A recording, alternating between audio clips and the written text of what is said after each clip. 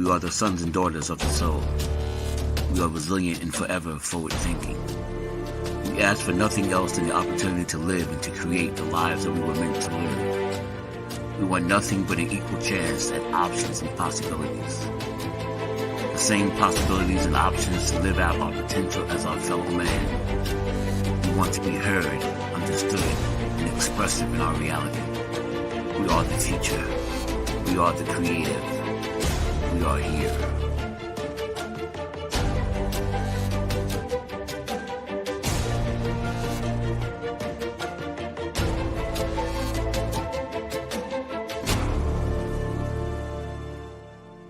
World Financial Group offers entrepreneurs from all backgrounds the opportunity to start their own business on a level playing field.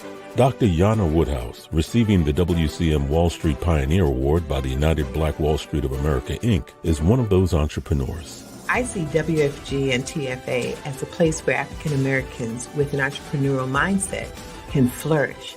And the bonus, we help families and serve the communities across the country. To learn more about us, go to worldfinancialgroup.com.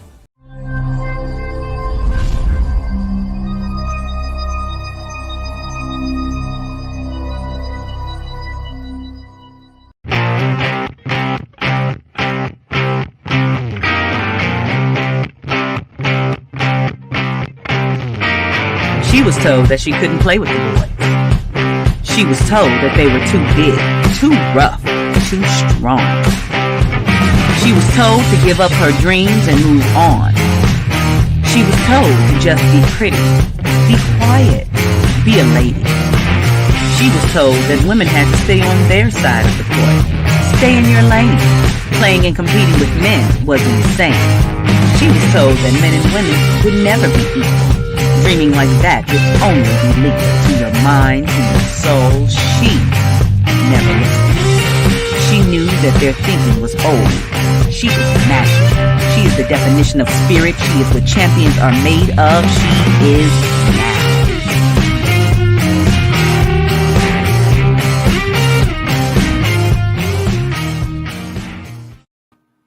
Greetings and welcome to Access Wealth Nation, getting your checkup from the neck up on your financials and making a difference in your life. I am Dr. Jana B. Woodhouse, helping you to move forward in this journey of financial freedom.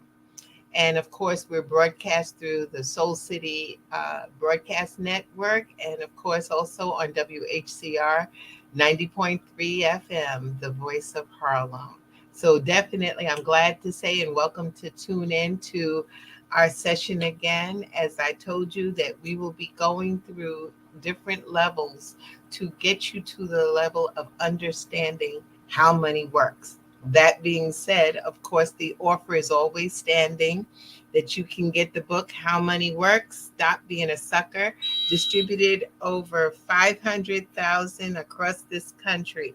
It is the #1 financial literacy book. My partners, Steve Seabolt and Tom Matthews, wrote it, but I believe that we have to use every tool that we can possibly use. And so this is one that I will give to you freely. Send it to you. All you have to do is send me an email at Anaj Enterprises Inc. That's ANAJ Enterprises Inc. at gmail.com. And just make sure I have your address. And I will make sure you receive the book. It is so important. But first and foremost, as one of the characters says, read the book. Okay, so once you get it, read it, let me know what you think about it. There's no obligations for this. Of course, I do believe that you always need to have a plan. And if you don't have a plan, you are planning to fail. So in respects to that, of course, Anaj Enterprises will provide you with a free financial analysis. All you got to do is give a call at 646-375-2121 and say that you heard on Access Wealth Nation that we would be willing to give you a free, no obligation financial analysis. Well, what does that really mean? That means that we look at where you are and where you want to be. That's called a roadmap. And so if you are interested in receiving an analysis, and then if you want us to work with you, fine, no obligation. I just believe that we must have a plan. And above all, it needs to be written. You know, we do everything through the internet, the telephone, we click, click, click, but something about paper. And I know we have a slight paper shortage due to the import that's not being done from China, but it's okay. We have enough paper to make sure you get your financial needs analysis. And so, that being said, today we're going to talk. Oh, let me definitely thank the African Leadership Awards Committee uh, and those that decided to create this African Leadership Awards. The past Saturday, I had the honor of receiving one of the leadership awards. It was a star-studded event, and I will definitely give all praises to the president and founder, Mr. Do no, Mr. Joe. I'm going to get that straight, because he's a brother from another mother. But Mr. Joe, I thank him, and along with all the other recipients, it was a great honor. Take a chance, look at it when you can. There's some streaming online, the African Leadership Awards. It's when we get a chance to honor ourselves across the world, not just within the United States, but across the entire world. The African diaspora was truly represented. So, big ups to also Tara Renee, who represents New York, along with Amadou Diop, and they put on a great event. It's just great. And to hear some of the people speak, of course, I'll say to anyone, it was a challenge a bit because a lot was done in French, but it's okay. We can always find a way to communicate with each other, and that's the important part, that we don't segregate ourselves because of language, religion, but the fact that of culture, we are bound and united. And that's so important in this day and age because we can make a difference. So I didn't want to leave that out because that was such an honor and such a beautiful award. Uh, Next coming is that we have, of course, some events coming up on Mondays. Every Monday, if you'd like information, you can contact the office at 646-375-2121. We give free classes every Monday at 7 p.m. And we call it Enterprise. And it's an enterprise because it goes through the 7 money milestones, and it covers basically what you should be doing as a business owner and an individual, both. So with the book, you get the book and you get free classes that you can definitely learn how money works. And that's one of the things that's so important. This is the number one step in the 7 money milestones is financial literacy. Financial literacy is so important. If you don't know how money works, you are doomed. You are just as doomed as we were years ago when people could not read. Well, it's unusual to find someone in today's world that can't read. They do exist, but we can help them along their way. But the average individual, they say about 64% of individuals do not understand the simple concept of compound interest, which now many of y'all who watched the show last week, we talked about the rule of 72, but they don't know the basics. And that's when you know the basics. I remember my mom always told me when I was coming up, I got to be about 6, 7 years old, and she sent me to the store. And she says, it's time that you learn how to count. I was counting before that because when other kids was doing ABCs, I got it. I learned how to deal with how do I count my money. So it's been a part of me all of my life. But the thing is that this now is a time when we must understand the basics of how money works. And so every bit that you can get in education is necessary.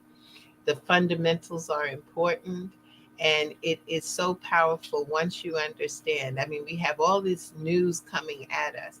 And one thing that I will say is that when you're dealing with financial literacy, you want to understand as much as possible, but also you want the opportunity to work with financial professionals, hopefully people that look like you and understand you, and understand how you work with your money. I remember being on Wall Street, and one of my associates had a person of color as a client. And he said, Jana, I just don't get it. Why do people talk about borrowing from Peter to pay Paul? That was one of her issues, that why she came to me was to move to the next level. She didn't want to borrow from Peter to pay Paul. And I said, okay, this is a cultural thing. It means that you don't have all the money to pay for the bills, so you're borrowing and paying bit by bit by bit. He said, well, why she didn't just say that? And I said, because it's a cultural thing. She should be my client. But that being said, those are the things that we need to do to get ourselves straight. And we need to get ourselves straight with this economy, the way that it's going. Number one, we cannot be frightened of the market, frightened about what's going on with these elections. Fear. As a faithful person, fear and faith cannot be in the same place. Remember that. We are some faithful people. So therefore, we don't have time for fear. We just have to know that God's got our back, and we're moving forward, and we're going to be able to overcome. In my speech this Saturday, I know there's an adage that says, together the ants ate the elephant.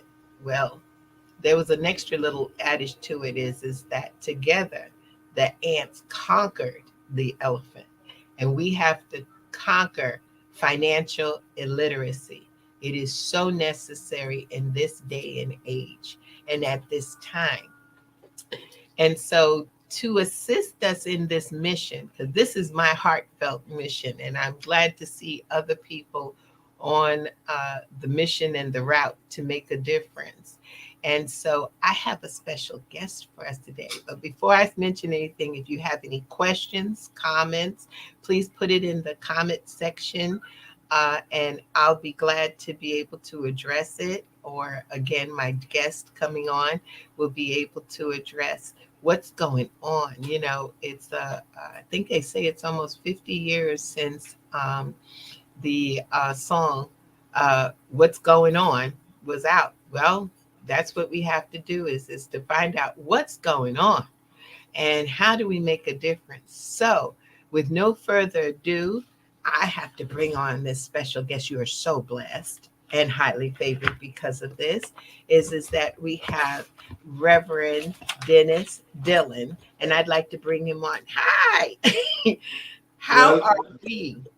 Dr. Jana, blessings on you. I am doing wonderful.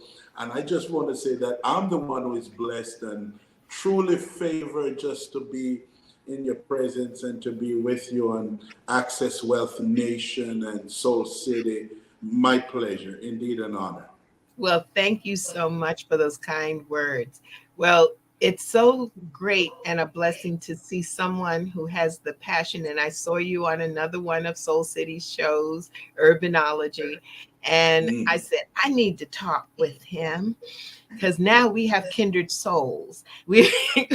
I want to bring financial literacy and freedom to our community.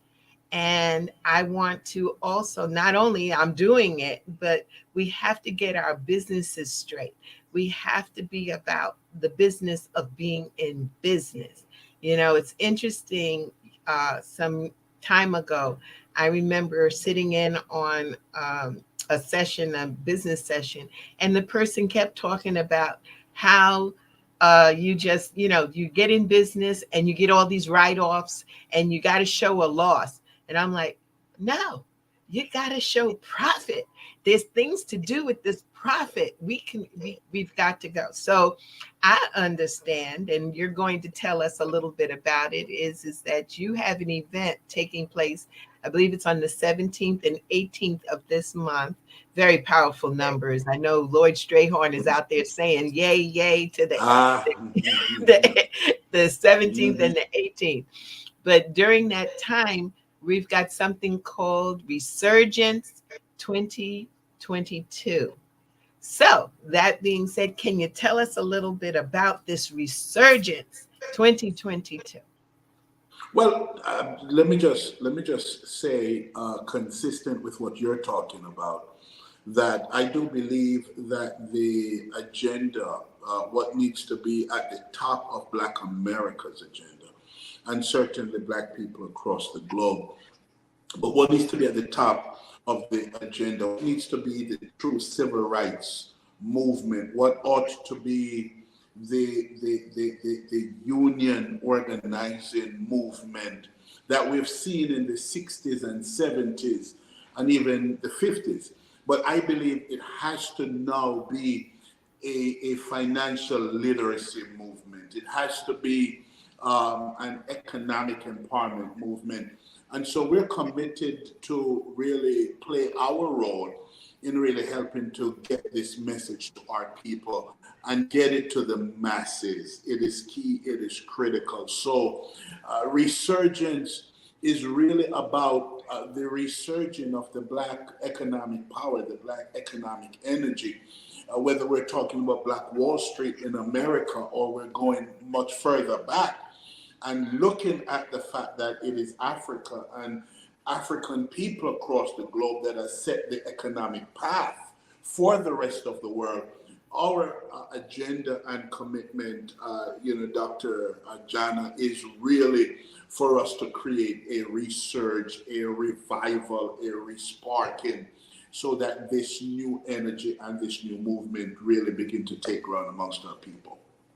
Well, that is awesome. And okay, we've got the flyer up.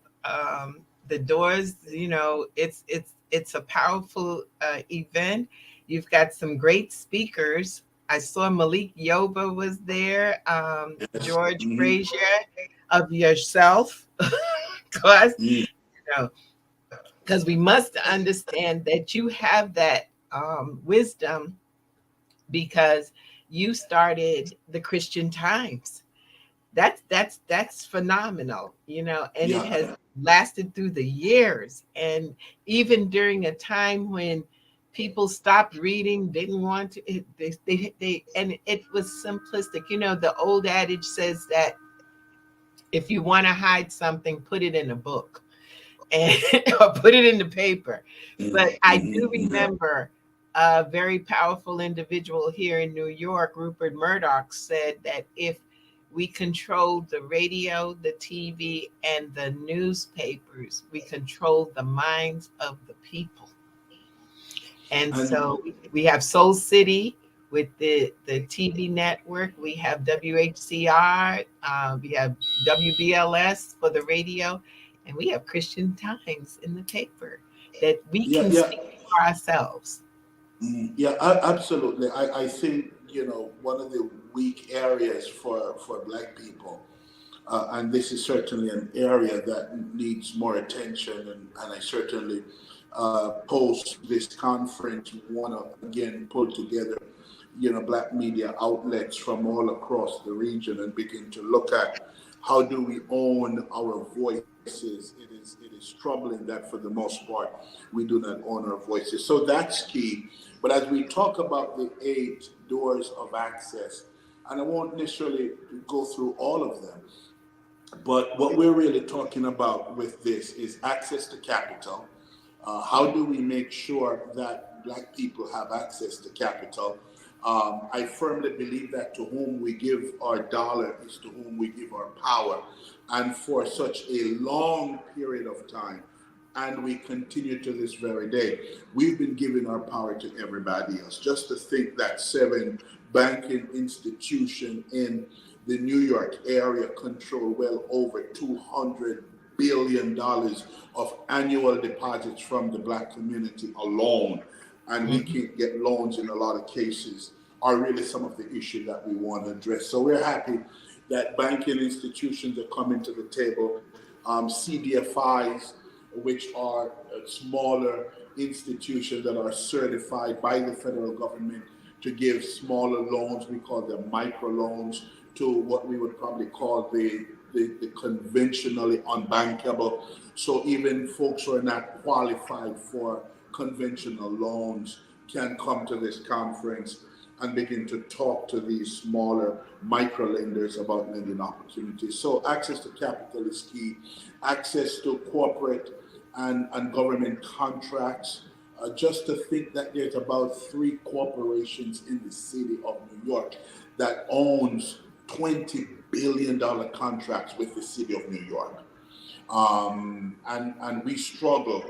It's almost embarrassing to talk about the numbers that represents Black contracts in this marketplace. So we want to look at how that get expanded. Businesses, regardless whether you're in the service business, you're in the manufacturing business, the retail business, there are certainly opportunities for you to come. And one of the third areas that we're focused on, Dr. Woodhouse, and this is such a key area, and that is the whole idea of wealth creation, wealth retention, and wealth transfer. And Excellent. This area is an area that we cannot overstate. I think that it's so powerful that you're covering those areas. Just to speak on it, when people are, especially we're in business, we need to be structured properly. That's one of my pet peeves, is that we're not structured to even receive the money. That's what happened during the pandemic with the PPP loans. People weren't structured. They, I'm in business. Well, okay, I'm an LLC. Okay, how are you being taxed? What does your tax returns look like? Some of the basics that need to be done. And once, like I cheesily say it, but it's true. If I had $1 for every LLC that was created in this country, I'd be a billionaire, so it wouldn't matter. But who's really making these businesses grow? And the other point, like you talked about, the legacy. I watched in my community a Chinese restaurant, and the young man came to take my order, and he spoke English very well compared to the other people in the place. And I just said to him, what are you doing here? And he said, oh, my family is making sure that I go to med school. So I have to serve by working in the restaurant. And he says, I've been working in this restaurant since I was a little tyke. And I always had a summer job because I worked for my family.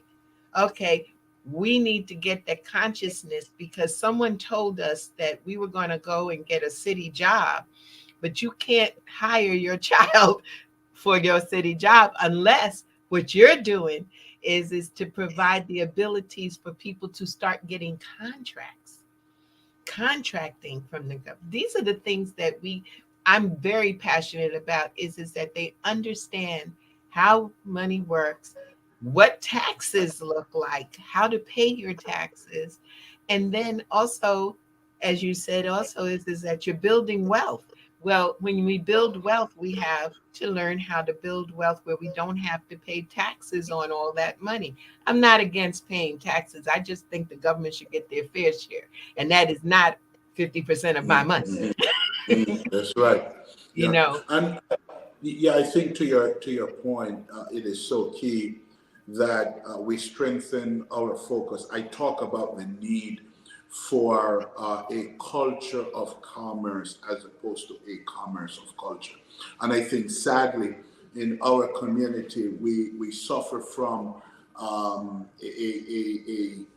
being in a place where the heavy focus is more a commerce of culture as opposed to a culture of commerce. So at the end of the day, we're in the barbershop business, we're in the maybe soul food restaurant business. We run a couple of operations that are consistent with our culture.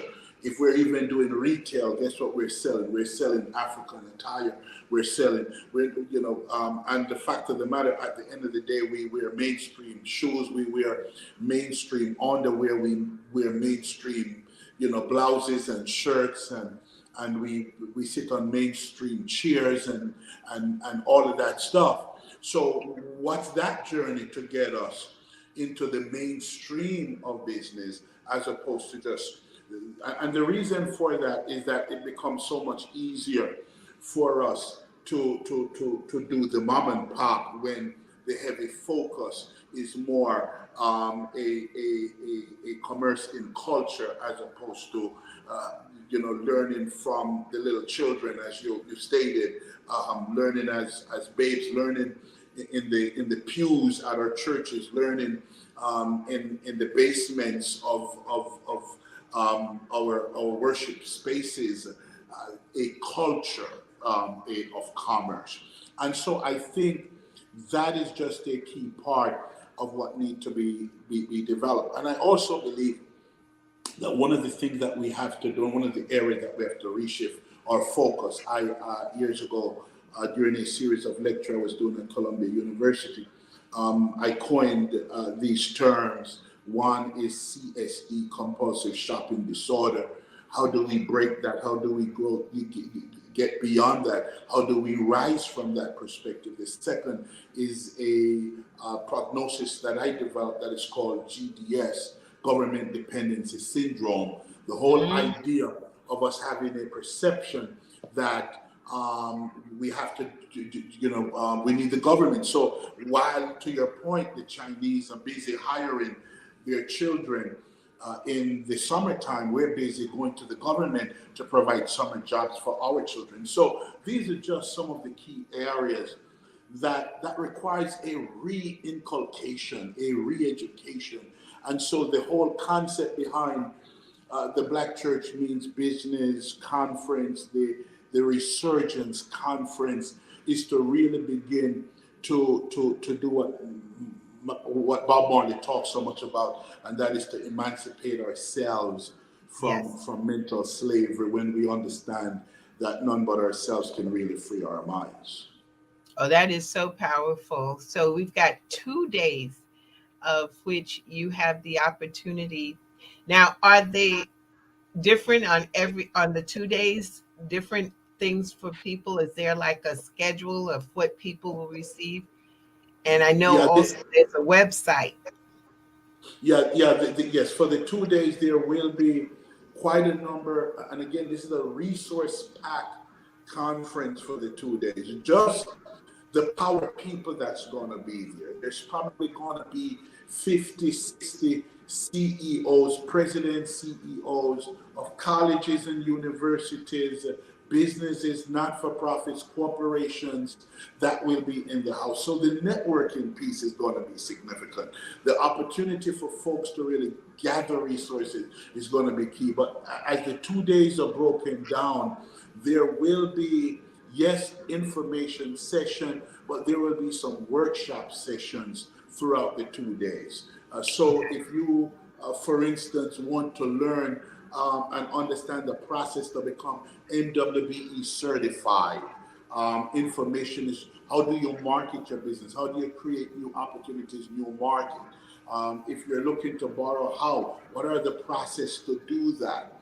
We've even created, as we did starting last year, working with a number of institutions and banks to create a character lending program. So literally businesses who do not even meet the regular underwriting criteria can actually come to this conference and get information around the character lending opportunities that will be available. And again, a recommendation from your pastor, your imam, your rabbi, your spiritual leader, or an elected leader, or just a notable person in your community is able to cause these lending institutions to look favorable upon some of these ones. We just want to get the fact that we have lost so many Black-owned businesses through the pandemic, and I don't want to make the pandemic the issue, although we can certainly take advantage of the pandemic as an issue because it has had an impact. But the fact Yes. of the matter is that before the pandemic, we've been seeing a huge slip in terms of black businesses in New York. And I'm concerned that the 2022 Crain's New York Book of List that generally lists the 25 top minority-owned firms in New York City do not have a single black business in the 2022 list. And I will tell you, 12 years ago, 15 years ago, there was 13, 11, 9 black businesses on that list. And that's one of the things is that there's over 400, they said about 425,000 black businesses will go out of business because of the pandemic. But again, my philosophy is that we have to, like what you're doing is bringing the literacy portion and the connections, the house. If you want to, because again, most of the banks and institutions have turned their back on us because we don't have the P&L statement, or our bank statements are revolving around, we got to borrow from Peter to pay Paul, so we've got to keep it going.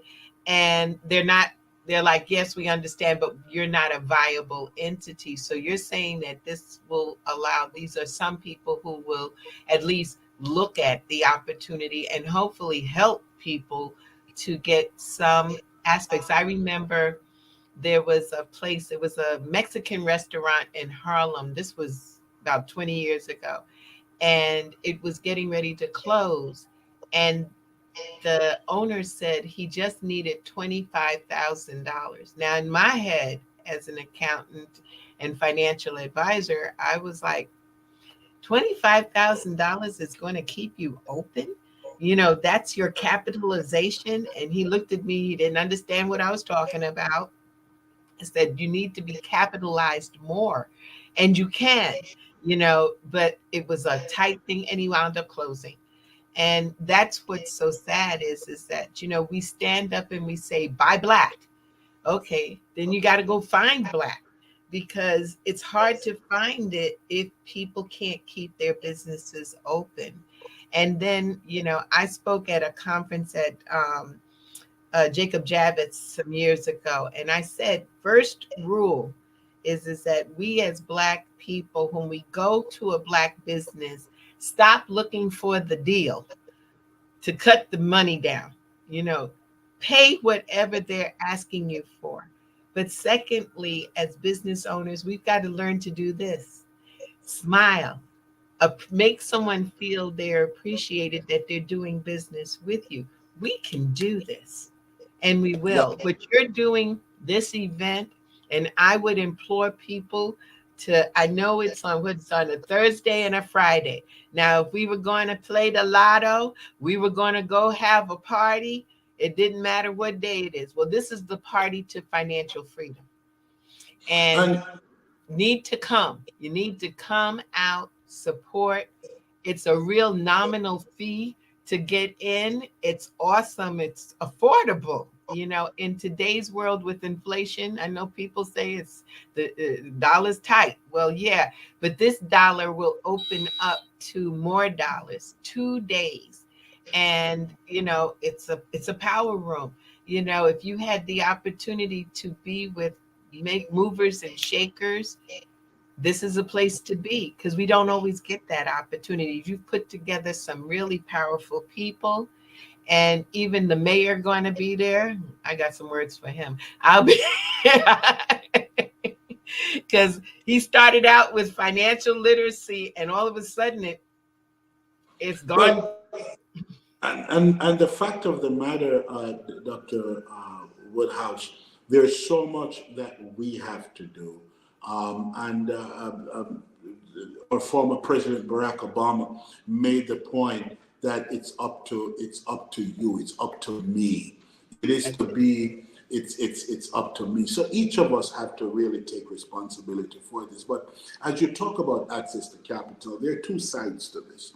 And I'm so happy that you're so heavily focused on one side of this. One side is, we could go out and we could get a loan, we could get grants And obviously, all of that will be available. But the other side of that is how do we manage our own capacity to create wealth so that when we need to get a loan, I remember the first time I went to a major conventional bank for a loan, I didn't know that I had to come up with the first 25% of what I need. So when I asked them for $100,000, they were looking to me to have 25,000, and I obviously didn't have it at the time. But now I learned, wow. And so we have to continue to teach our people as it relates to wealth creation, the fact that we are at the very bottom of the wealth barrel. Just about every place, every study, every survey, almost every market in the country. So while we're earning most times in a lot of places, in fact, in America, in a lot of categories, blacks are out earning whites. Yes. You know, for real, in some dollar categories between this 30,000 and 50,000, black people are making more than white people. So it's not that we don't have the income, but we're confused because we have a concept that it is the job that makes money. It is the business that makes money, failing to understand that at the end of the day, it is money that makes money. It is how we manage the money. It is how we are able to create, the third, coin, or the third concept that I came up with a number of years ago when everybody was talking about houselessness or homelessness. I was talking about houselessness and the importance of us owning real estate and how that looks when it's time to borrow. So key areas, key issues. It's an education journey, and it's truly about financial literacy. And again, we want to invite everybody, to your point, to come the 2 days, make the sacrifice and be there. If you can't come, find somebody and tell them that they need to be there at the Resurgence conference. And simply, it's resurgence2022.com. And by the way, even if you cannot afford the conference, call the office. And if you're serious about what you're doing and you have a path to success, we will be more than happy to help you with a scholarship. Because at the end of the day, we really want those who are serious about us really redeeming this thing. My commitment for the next 20 years, and I pray that God gives me, that He gives me these 20 years. My commitment is a Black economic renaissance, not just in New York City, but certainly across the United States and particularly on the continent of Africa. And this renaissance is really going to come about when we begin to create that new mindset. Well, it's interesting that you mentioned that the wealth and the earning potential of our young Black people has grown. But the thing is that what you said before is the mindset. If I could come up with a pill to give a lobotomy to these people and get them to think about, okay, so if you're putting away and building, you're not going to have this money forever unless you make it grow. And that unless you learn how to make it grow. And what else do you do? My dad told me when I was 8 years old that he who writes the check is free. Okay. So I was like, I don't get it right. Because the only person who would take my check that I would write is my mother. So, but I got it because he said that you have to have a business, even if now they've got a new name for it, a gig economy. You do a side hustle. That's what we used to call it, high side hustles. But you got to be able to do something that will continue on. So many people have gone through the job route, retired young because they're in their 50s, and then they don't have anything else to do. So what do? They spend. And we know how to make it, and we sure know how to spend it, but we need to learn how to make it work for us. And it's not difficult. There are ways by which people can put money away. the same way as the wealthy have. That's one of the reasons why I became a broker in the first place. I wanted my people to learn how to make money grow the same way as the wealthy. And they were blocked because Wall Street didn't think that they were worthy. To this day, I fight continuously with my counterparts to say, yes, we are. Not only are we, but we can do this. We can make money with our money. How wonderful is it that you can honestly retire and have a tax-free income for the rest of your life, and then leave a legacy to your family? These are concepts that need to be taught. And so I'm praying that someone's there to talk about those things too, because that's something that we don't talk about, is the legacy to build. Well, Our children shouldn't have to start with $1. They need to have something to build upon. and we certainly hope, Jana, that your time is going to allow you to come, so that you could be there to talk about some of these things, because I think it's important. I don't want us to just find ourselves talking. The reason why we have actually branded the Resurgence conference each year, in advance of the ensuing year. That's why it's Resurgence 2023. It is because we want to make sure that at the end of the day, there are deliverables that we're walking out of the conference with, and there's a journey. So we have a commitment. How many businesses do we want to see MWBE certified throughout the year? How many Yes. businesses we want to see walk out of that conference and go now and are able to get loans of under 50,000 or loans over 50,000? How many businesses do we want to see walk out of there and they're negotiating a contract, or they're getting contracts with government and some of the diverse entities that will be present? And we're just so happy. I try not to call names because there's so many that's going to be there, but again, just challenges and encouraging some of these banks to do more. And I'm happy for those who are going to be there and have shared that commitment. And to the earlier point that you made, I threw up this concept that is called the unemployed, the underemployed, and the unemployable. How do we take those three categories in our community and really begin to thrust them forward?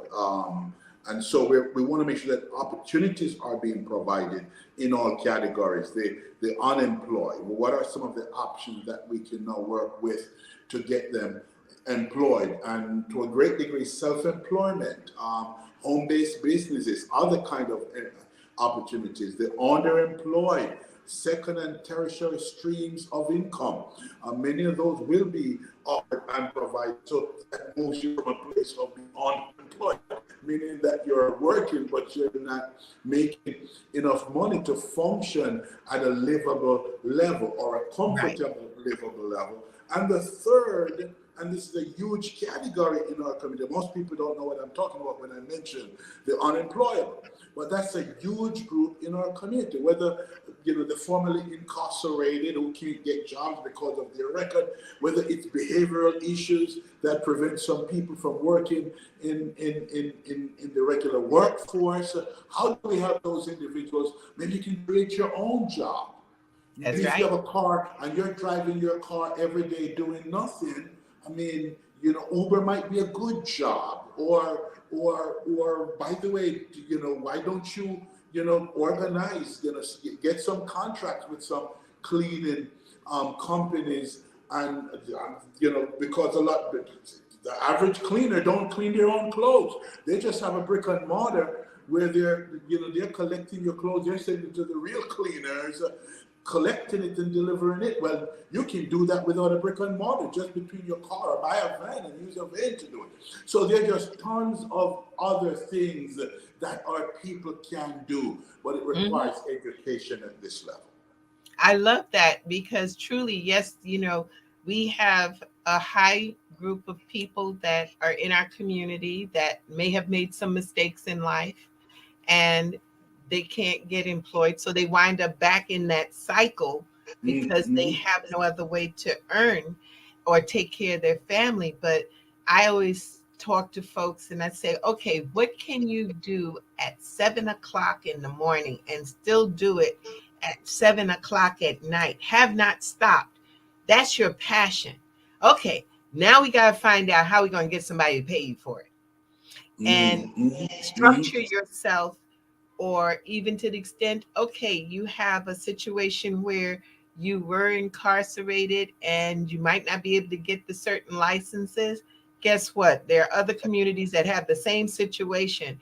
So there's things called, strategic partnerships, that where someone else has the ability to take that on, and you still can build the business together. There's so much that we can do and so much knowledge in our community. We just need to be about it. So what you're doing, like, I will implore people that I'm putting it out there, the 17th and the 18th, that's the time you got to take off. We don't need to take off for the weekends and all of that stuff. And okay, give up Thanksgiving. Tell them you'll work for Thanksgiving so you could get out of work and go to this event. You've got to be, and you've got to network. Do not stand on the wall and not meet people that can help you. Tell them what you're wanting to do. God puts, I truly believe, the idea comes downloaded down, but it's not just to you, it's to others. Many people don't know that the Wright brothers had the idea of a flying machine, but there were many others who did too, but they made it happen. So that's what we have to have, is that ability to make it happen. You're making it happen by opening the door. I went to Black Wall Street last year. I was honored again as a Wall Street pioneer. I thanked them for it, but more so, that was 600 businesses that did business with each other. And the dollar that was spent in that community lasted in that community 3 to 5 years. How long does one last in our community? It doesn't make sense. We need to have it. So what you're doing, I want to see these businesses and these individuals who come to this conference come out and tell the story next year of how they were able to enhance their businesses or start their business. Yeah, absolutely. And that's a part of the process that we're so committed to, making sure that at the end of the day, folks can walk away. And we could certainly share so many successes that we have seen and endured over the years. The first Black Church Means Business Conference was done in 1994 at the Jacob Javits Convention Center. And prior to that conference, the Christian Times, since 1991, we've actually hosted monthly, probably maybe one of the first group in the city, within our community, that were hosting regular monthly business networking session going back as early as 1992. And I'm talking about outside of the chambers of commerce and the actual business organization, because we believe, you mentioned earlier that faith cannot live in the same room with fear. Fear and faith cannot function and survive in the same room. Our commitment and passion really is to understand the church as a sleeping giant and the importance of a revival. I certainly believe that that any true spiritual revival is going to create economic impact. And where there is economic impact, there will be political transformation. And where there's true political transformation, there's going to be social change and social stability. We're doing it in the reverse. And Black folks need to stop thinking that we can solve our sociological illnesses regardless of what they are, be it crime, education, healthcare. We can't solve these problems through any amount of social agendas. We can only solve these problems when, I believe, we journey back to God foundation and allow that foundation to drive us to a place of economic power. And when we gain economic power, we truly have legitimate political control. Politics is not power. It's control, it's not power. Economics is power. And I think that has to be the journey that we as a race of people need to move on. And it needs to take place not just here, but across the globe. And I truly believe that until blacks in America rise to a place of power and freedom, we will never be able to free Africa because of the years of economic strangulation and economic disempowerment that the continent has suffered. Oh, I definitely agree. I think that this will make the beginning. I wanted to ask you, because this is so much information that people will be receiving. Do you have a mechanism where you can track what people are doing, or when we fall by the wayside, where fall through the cracks, many banks and entities say they're going to help. Well, is there a tracking system to make sure to keep them accountable? Because you're exposing them to a lot of people, and that's profitable to them. So is there a mechanism by which you're going to be tracking? I love that question so much because this is an area that we've been concerned about, we've been talking about, and this time around we've actually put in place a team, and their actual function is to put together an app, put together a process and a system that will ensure that we're not just tracking, but we're hand-holding. We want to really, hold the hands of as many of these enterprises as possible. I could just rattle off a number of successes within our community for which the New York Christian Times and the Black Church Business Conference and our diverse initiatives have had tremendous impact and influence in creating. Us this time around want to make sure that the commitment is not just for us to create individuals who will build reservoirs, but we really want to create individuals and corporations that will now begin to build rivers so that it will flow to the larger community and not be stagnant with the individual enterprises and the individual businesses. So yes, it's a part of the commitment, it's a part of the journey, and we certainly want to make the point that we're so open to everybody who said, listen, that is something I want to be a part of. How can I come and be a part of? How do we really help to ensure this? The only way we're going to create this Black economic renaissance is really if we all come together or find a role to play and do this together and lift this from the narrow realm of an institution or a few institutions and thrust it into the broader realm of Black people doing business differently and doing business to ensure that we are creating wealth, we are perpetuating wealth. We are not owning high rises in Manhattan like everybody else. We're developing malls and major developments like everybody else. We're owning franchises at the level of everybody else. And we're moving out of the space where at the end of the day, everybody else fit in a category of being merchants, being owners, whereby Black people, for the most part, we're almost totally in a place where we are the consumers and everybody else the merchants. I love this. I love it. I'll definitely be there without a doubt. I'll lend whatever I can do to help. I needed more forums, to be able to, because again, I'm thankful to Soul City because we're able to be on every Thursday, but more so, I want to be able to get to my folks, keep them just financially literate.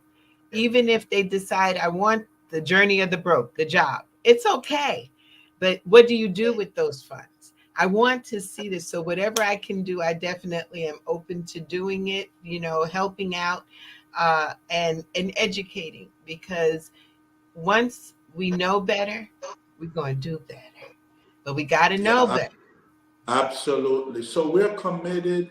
We want to take the show back on the road. Actually, my focus has been New York City, and then I've done some work in the Caribbean. And the past maybe 8 or so years, my heavy focus has been the continent of Africa. We have already been to maybe about 23 or so countries in Africa with our empowerment agenda, starting with the invitation of the former president of Cote d'Ivoire. And by the way, at this conference, we have a delegation that's coming from the Ivory Coast. We have those who are coming from South Africa and others. So Ghana. So we're really serious about what it takes to move the needle. A part of our commitment is there's so many Black billionaires in Africa, tons more than we have in the United States of America. This has not always been the case, by the way.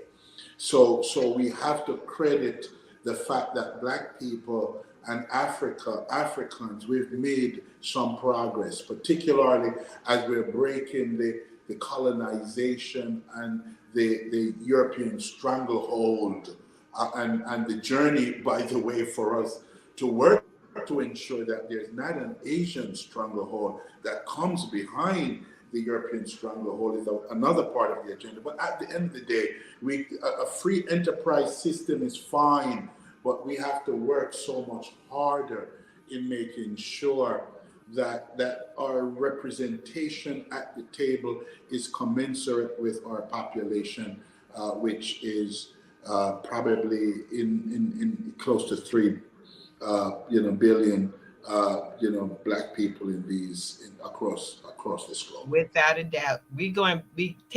We're not going to ask for the seat. We're taking the seat at the table. One of our other shows is Leverage Your Credit. And Mr. Tyrone, oh goodness, Tyrone, you're going to kill me. All of a sudden, my brain went to freeze.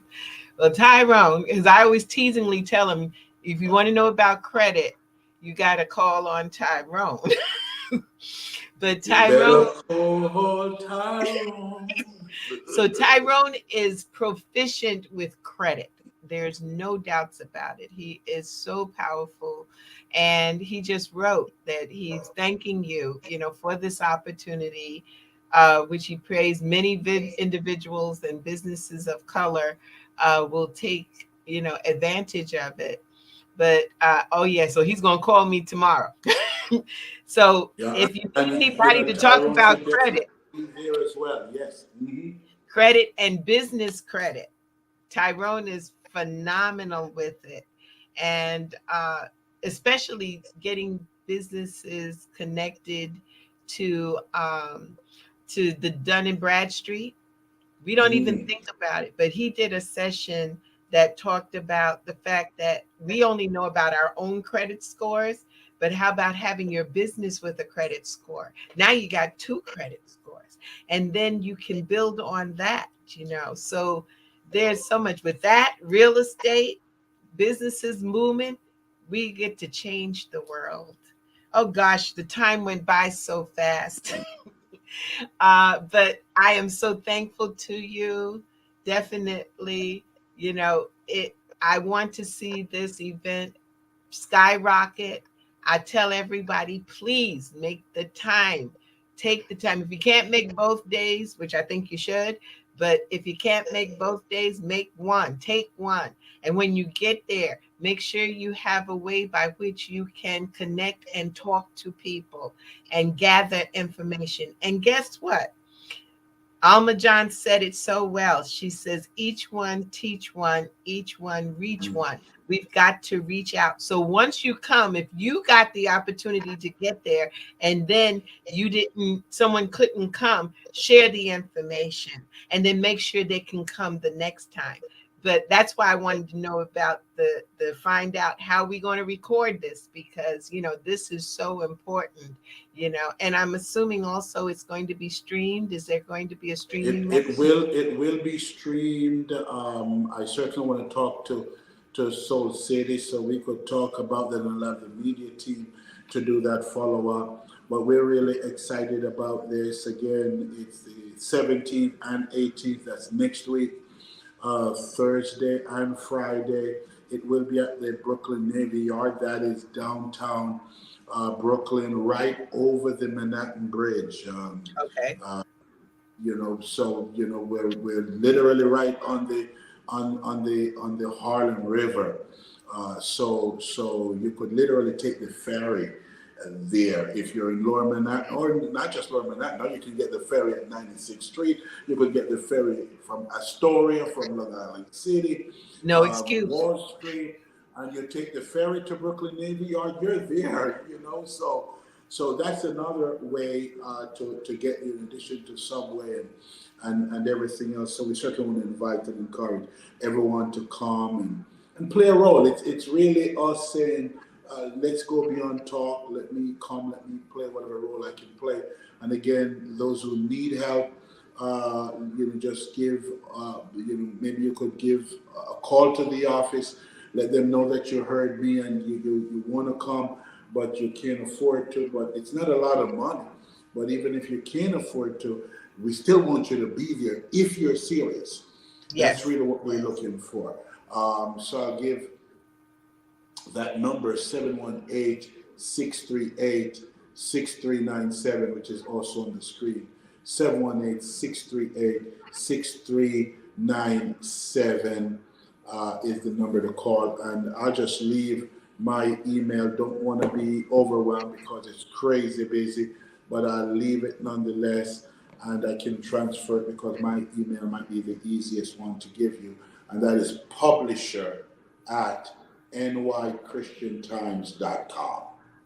Got it. Publisher@nychristiantimes.com. Such a pleasure being with you, Dr. Jana, and so inspired by your work and your leadership. And we certainly salute you and encourage you to keep up the good work.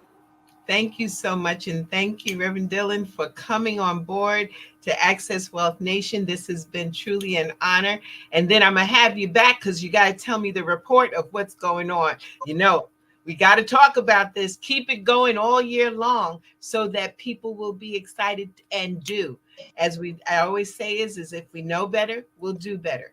So thank you again for being on Access Wealth Nation. Please be out there and support. The whole situation out here is it's in our hands.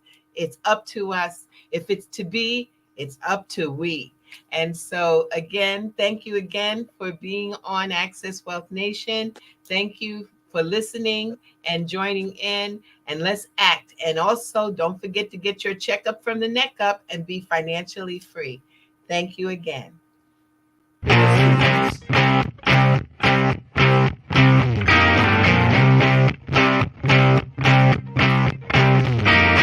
She was told that she couldn't play with the boys.